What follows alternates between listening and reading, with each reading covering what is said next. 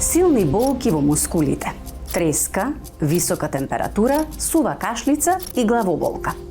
Ако ги имате овие симптоми, тогаш најверојатно имате грип. Амбулантите низ целата земја се преполни со пациенти кои се жалат токму на овие симптоми.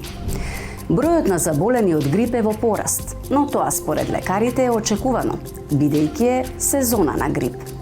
За да не се разболите, препорачливо е да не се задржувате во затворени простории, да внимавате на личната хигиена, да јадете храна богата со витамини, добро да спиете и да бидете одморени. Инаку грипот може да се спречи и со вакцинирање. Ефикасноста не е 100%, но вакцинирањето спречува тешкотии при прележување на грипот и појава на пневмонија. Вакцинирањето вообичаено се врши во ноември и декември, односно пред појавата на вирусот, и се повторува секоја година.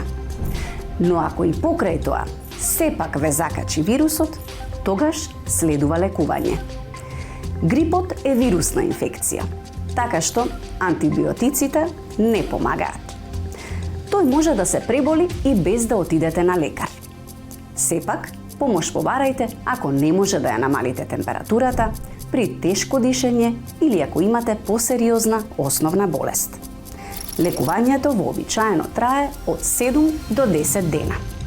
Според Комисијата за заразни болести, бројките се во рамките на очекуваното за овој период од годината. Велат дека нема потреба од паника и воведување дополнителни мерки. Прогнозите се дека грипот својот пик ќе го достигне во втората половина од февруари.